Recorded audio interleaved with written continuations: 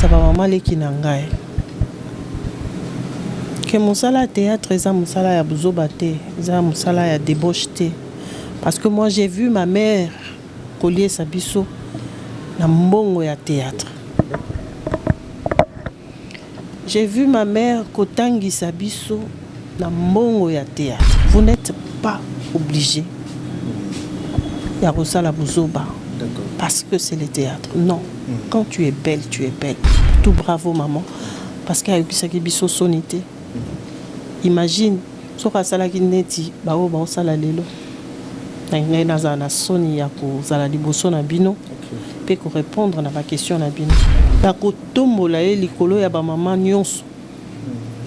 Parce que alingaki biso, akolisi biso, atangisi biso et kaka na musala wana oya mukie lelo bato bazo négliger ba mutalelaki na oyo ye azwaki, c'est-à-dire nga babwaka kinga yo ozwaki ngai ngai babengana kinga yo ozwaki ngai ngai basala kiboyo yo ozwaki kinga. Donc c'était un peu ça. Maman biso bazaro bengaye semba bilokota. Maman azaki na problème ya pancréas. Azaki na problème à pancréas. Yango nde et memi nyonso tomoni lelo. Je vais plus m'adresser au président de la République. Je lui dis un grand merci. Parce que maman Oyaza Pembeni Nae, c'est une mère. Asunga Kibiso. Dans le dernier moment, quand elle ne pouvait plus parler, en tout cas, on a été avec elle pour gagner une année seulement grâce à toi, maman. Merci. Je dirais Toza à peu près 20 bana oyo y à Bokolaki. Alors les souvenirs, il y en a beaucoup, c'est toute une vie. Naebi mbata ya maman nangate. Naebi angote. Malgré conséquences wana. Maman abiso azalaki maman ya ba cas difficile.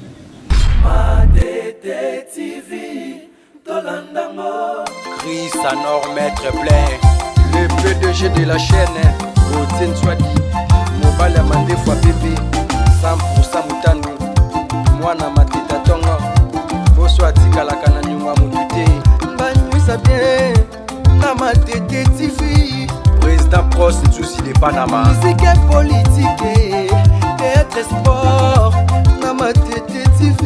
Awa bomona ba gag, bomona ba film bina proprement dit. Awa na Matete TV. Yango isiga bakomi abonnez-vous ya rouge. Allez Dobika. Dobika, Dobika, Dobika. Dobika. Stella Swamana.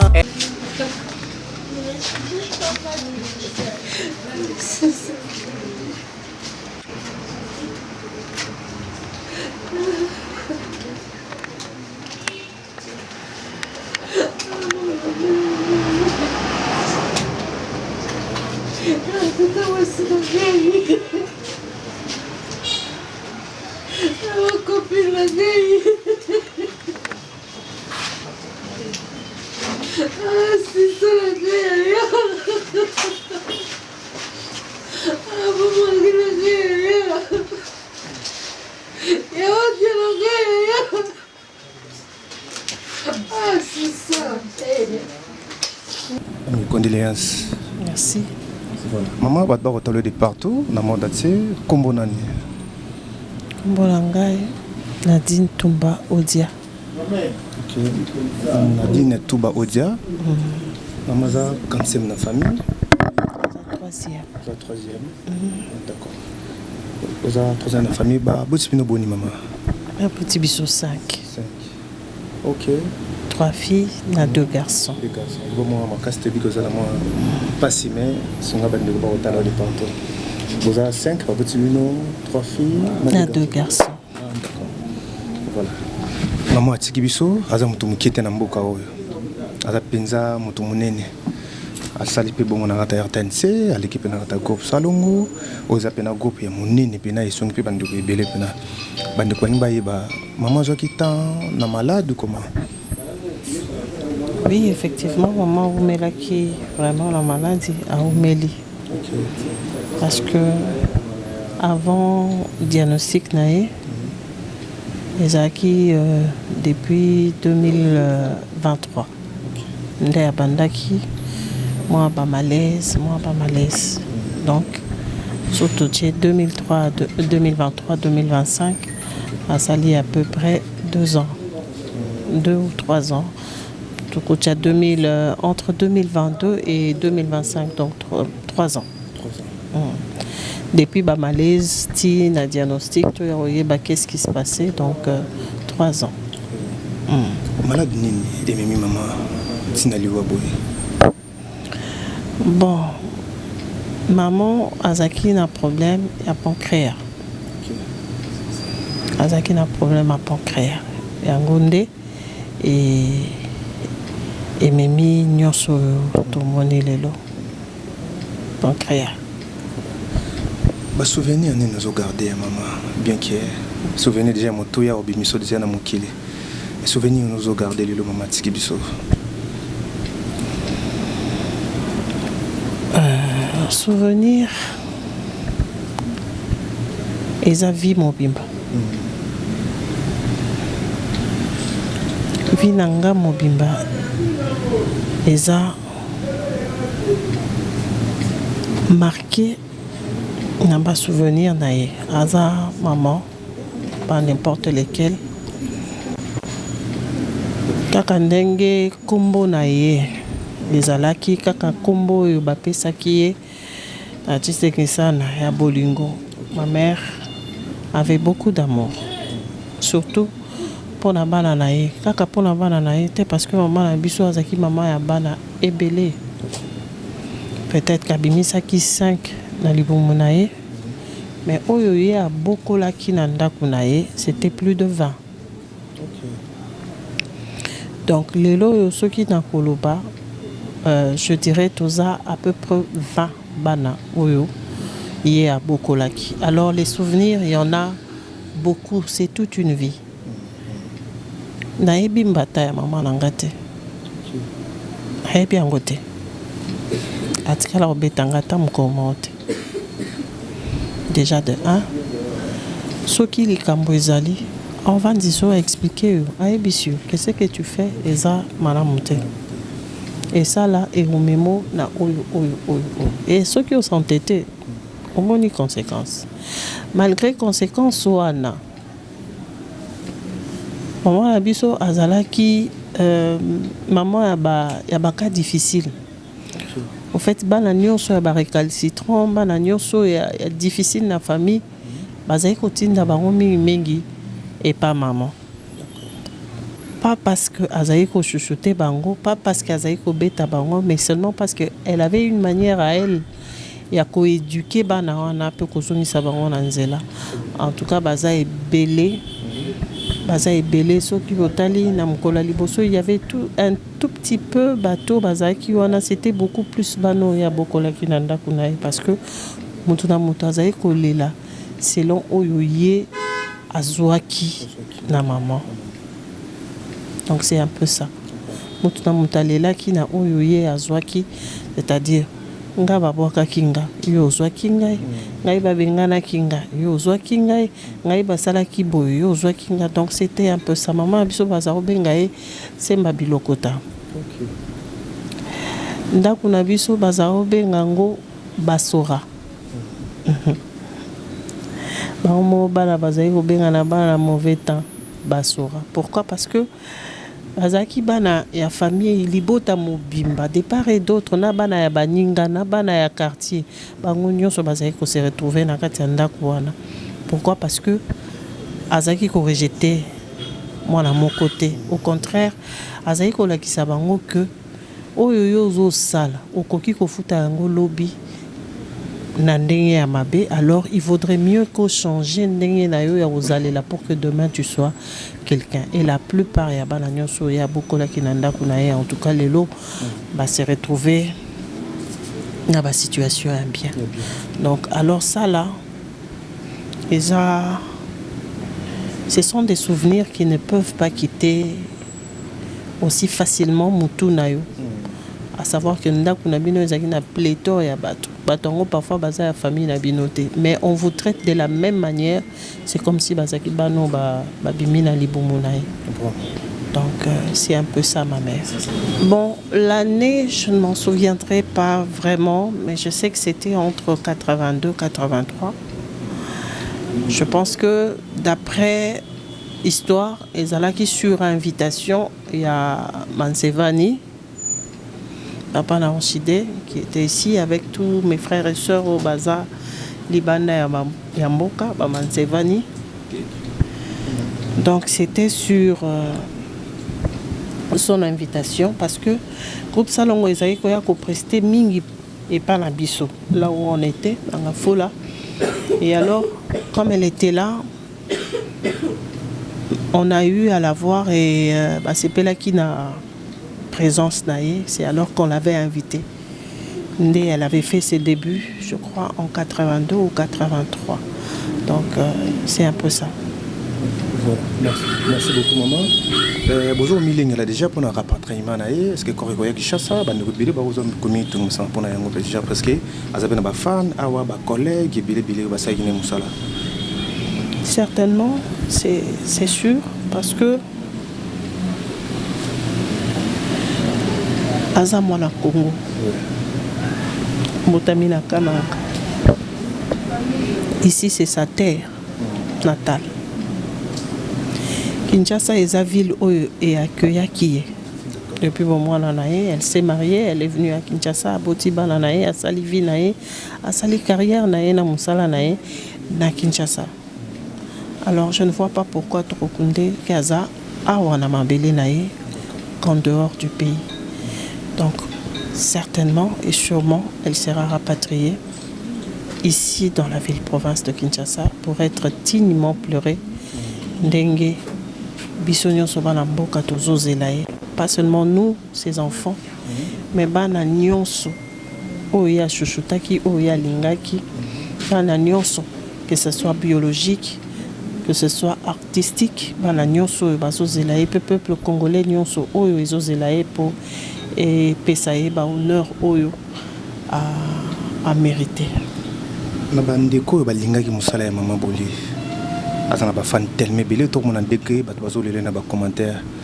Est-ce que vous avez un message en plus à Bango sur Bazuli Bakoro yo? Message, je l'ai toujours dit.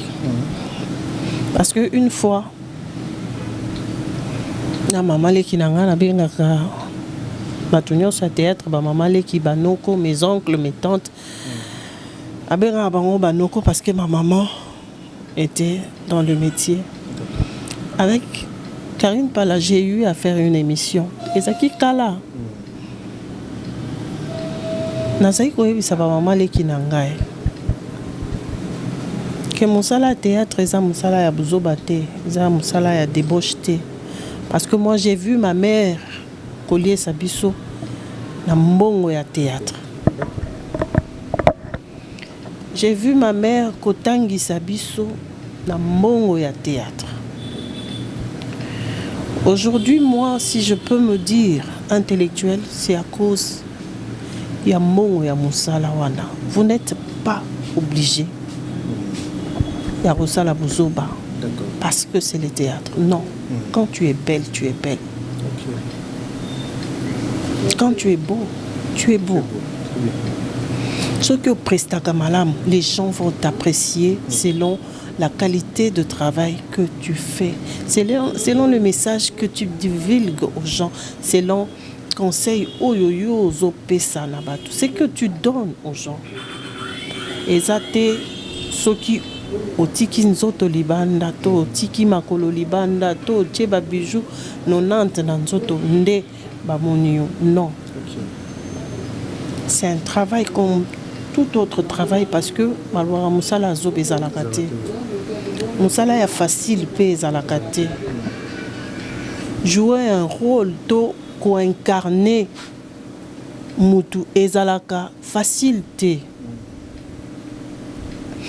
Alors, on a vu tous ces grands du théâtre de chez nous le faire, sans pour autant bakendenzela mabe, sans pour autant basala mabe, parce que déjà nakoyeba biso na bino toyeba na kité. Toyeba na te. Personne ne savait que maman Boli azali na bana mikolo. Personne ne savait que maman Boli azali na bana pe oyo ba tangi ba classe ba silisi. Mutoye ba quitté. Pourquoi s'exposer? Pourquoi s'exposer alors que l'obi azalaki? Aujourd'hui, moi j'ai dit ma mère meurt dignement. Parce que na oyo nyonso yo ngana zoyoka comme témoignage, que ce soit dans sa famille, que ce soit au quartier, que ce soit na ba fan nae. En tout cas à 90% eza positif. Alors je me dis bravo maman. Bravo l'artiste, surtout bravo maman, parce qu'il y a eu qui biso sonité. Imagine, so ka sala ki neti ba o ba sala lelo. Ngai naza na soni ya ko sala liboso na bino, pe ko répondre na ba question na bino. Mais tellement que vie na ye ezalaki bien. Aujourd'hui, je n'ai pas honte de dire à ma mère bravo. Je n'ai pas honte de dire merci maman. Je n'ai pas honte. La kotombola e likolo ya ba maman nyonso. Parce que alingaki biso, akolisi biso, atangisi biso. Et kaka na musala wana o ya mukie lelo bato bazo négliger. Musala wana o bato lelo bakomi omona ngo soki ndenge nini kaka na musala wana nde alesaki biso. Et surtout que dans ces temps-là, ça ne payait pas beaucoup, hein. Ça ne payait pas beaucoup. Mais elle avait fait un effort d'éduquer ses enfants.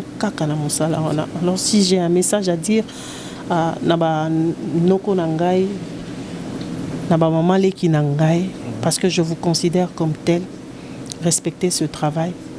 Parce que ce travail est bimisi bisobat. En tout cas, merci beaucoup. Tu as autant minité parce que nous avons peine na moment où tu cours le bisoté, mais le coup la maman a dit que c'est grande artiste yambo qu'on a appelé surtout bandeko ba kolinga ba yoka pété témoignage na ye. Maman kufina âge nini? Maman a kufina 67 ans. Elle aurait eu 68 ans le 19 novembre. D'accord. Bando ça bino comment na bo jeunesse na bino bozana maman star za na kombo na mboka oyo.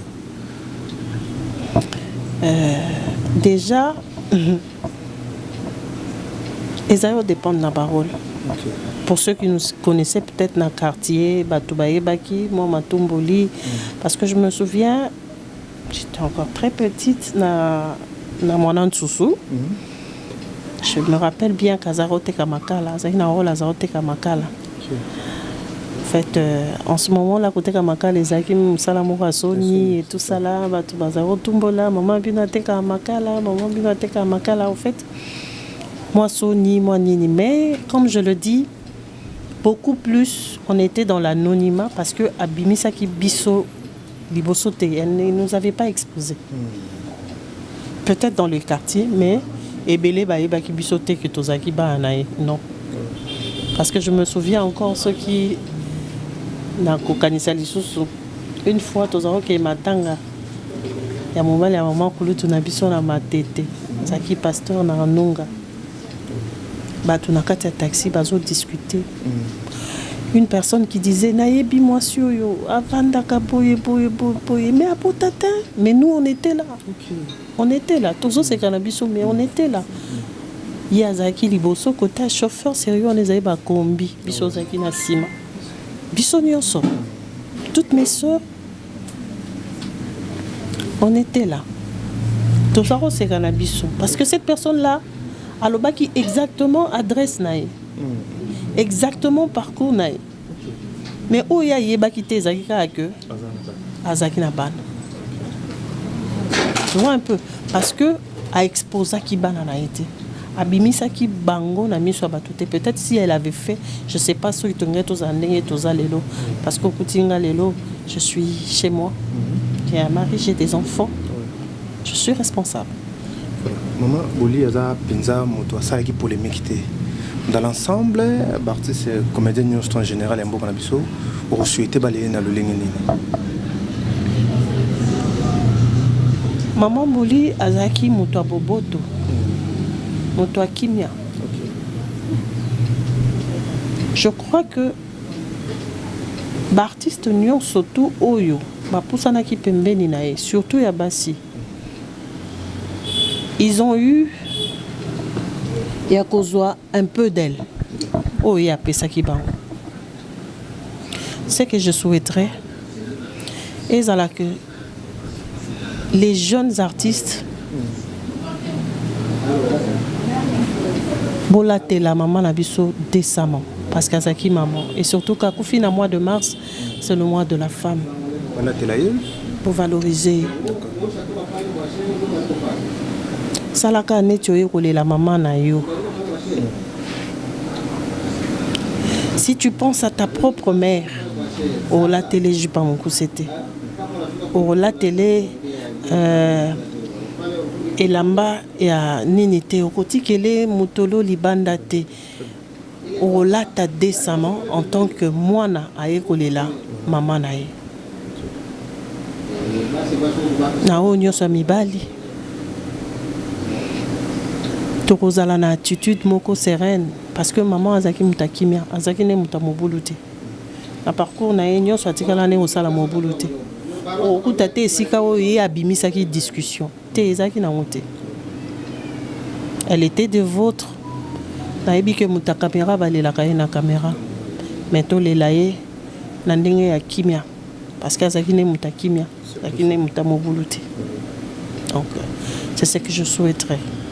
Un message repère sa autorité en beaucoup nabiso parce que ça peut personnalité publique na habité sur un message repère sa ba kunza beaucoup nabiso pour na liwa maman Boli. En tout cas pour le moment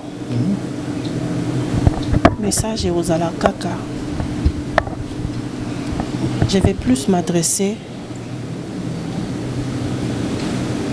au président de la République. Je lui dis un grand merci. Parce que maman Oyaza Pembeni Nae, c'est une mère. Asunga Kibiso. La parcours Oyo. En ces temps difficiles, Azwa Kisango. Topusana Kipembe Nae Ayamba Kibiso. Elle nous avait beaucoup aidé. Alors je dis merci. Je ne veux pas être ingrate parce que je ne laisserai jamais, maman, tu nous as beaucoup aidé. Parce que grâce Nayo, maman, on a pu gagner une année de plus. Na vie à maman Nabiso. On a gagné beaucoup d'amour, beaucoup d'affection et surtout, on a vécu avec elle dans le dernier moment quand elle ne pouvait plus parler. En tout cas, on a été avec elle pour gagner une année seulement grâce à toi, maman. Merci. Madame, s'il vous plaît, une dernière question. On voulait savoir si vous avez un soutien à l'artiste. Est-ce que vous avez beaucoup de films, un message, une alliance à l'artiste comédien? Bon, à cette question-là, je ne saurais pas répondre. Ceux qui sont informés, je ne sais pas. Je ne saurais pas. Mais déjà, on a une grande famille qui est le groupe Salongo, qui déjà nous soutient d'une manière ou d'une autre. On a une structure au Tobengaka, les petits-enfants de Chitengesana. Nous nous soutenons déjà.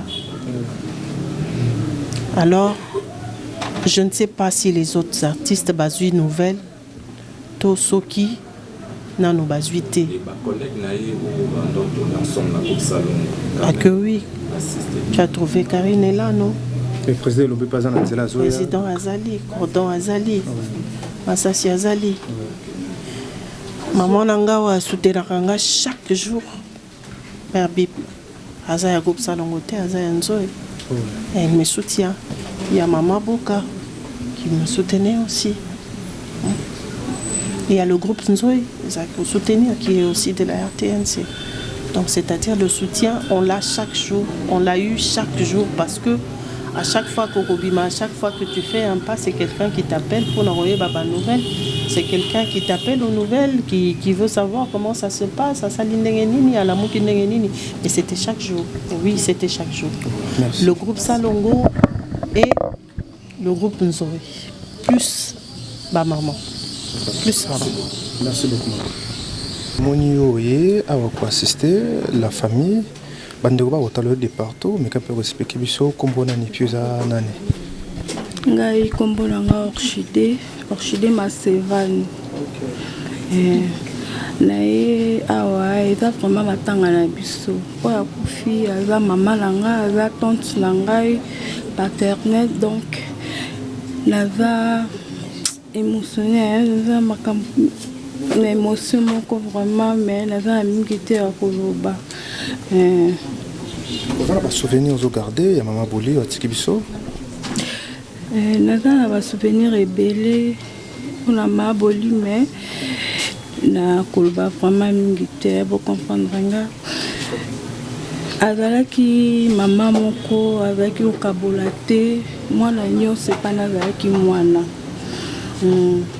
Nako ki pete ke boye te biso kutu to bande ko benga e mama te to zaki mingi na komba 600 bien bolingo ma loko ngai na bando benga ka mama bolingo akomaki loko la camarade maman donc côté bana akoma mwana côté ba mikolo pe akoma mikolo. Donc, maman, tu qui t'as fait sa présentation na yo, combo lobby ou na soukobi Maseva. Est-ce que vous pouvez rappeler des sous combo wana parce que toujours reconnaître un peu combo wana na niveau RTNC avec inani puis ebimi na poteni papa na yo to aza. Bon, Maseva ni c'est Viseva avec papa na ngai. Rappelez biso ezaki Maseva. Masevani azalaki nakuko expliquer ndeni azalaki réalisateur na groupe Salongo. Comment na babomengo tante na ngai bon na ba mama bolingo ba mama monzele ba mama bele wana nyoso bazaki lokwa baleke papa na ngai. Ceux qui baza lelo na groupe Salongo boyaki lokola famille. Po ya loko eloko moko ya na bonga memaki bango nde ba mandi ba sabwelelo. Donc papa Masevani azalaki frère biologique ya maman Bomengo. Avec frère maman Bomengo. OK. Merci. Voilà, merci. Bonsoir maman. Bonsoir papa. Merci. Voilà. So vous se présentez dans le bar de partout, aux amis de la famille, comment? Oui, naza mami Chiboboa, naza moko ya famille parce que maman Bolingo azaki maman ya banebele. Pour moi, elle était une deuxième mère pour moi. Elle me conseillait en tout. Si je dis en tout et pour tout, elle passait des journées avec moi, avec Nadine. On se promenait souvent aux trois. Moi, Nadine, sa fille, hein, et maman. À un moment donné,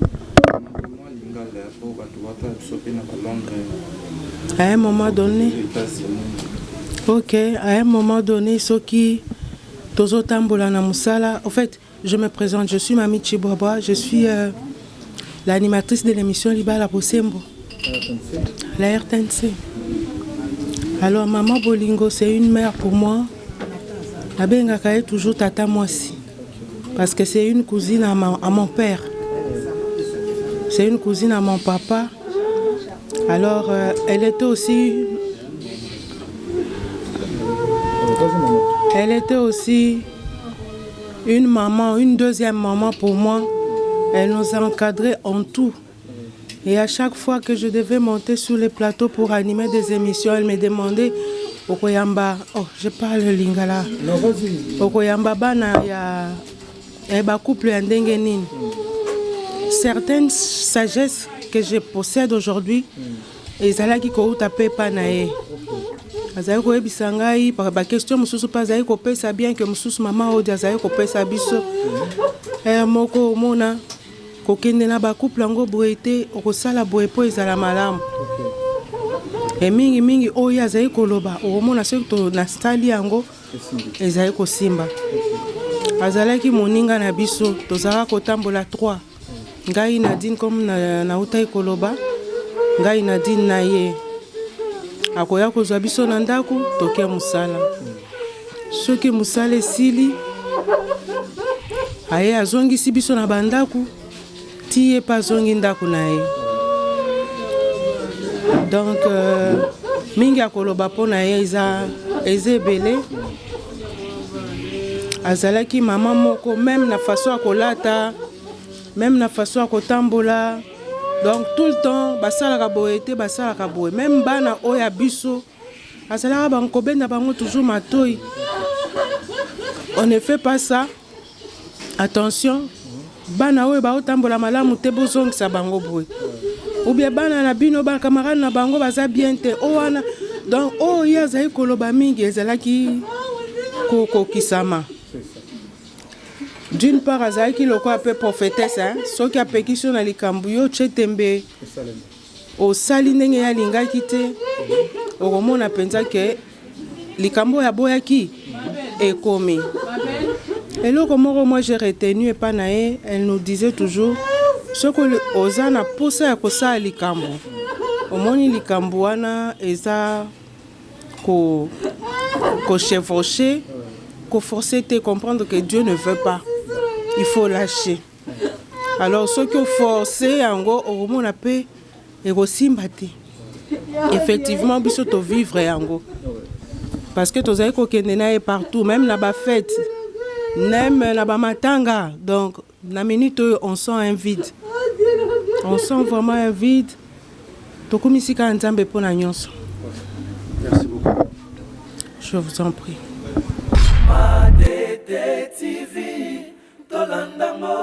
Chris Anor Maître Plein, le PDG de la chaîne, Gauthier Swadi, Mobile Amandé fois bébé, 100% Moutani, Mwana Matita Tongo, Boswa Tikalaka na Nyuma Moutute, Banyuisa bien, Namatete TV, Président Pros Nsousi de Panama, musique et politique, théâtre sport, Namatete TV. Awa bomona ba gag, bomona ba film bina proprement dit. Awa na Matete TV. Yango isiga ba komi abonnez-vous ya rouge allez Dobika. Dobika.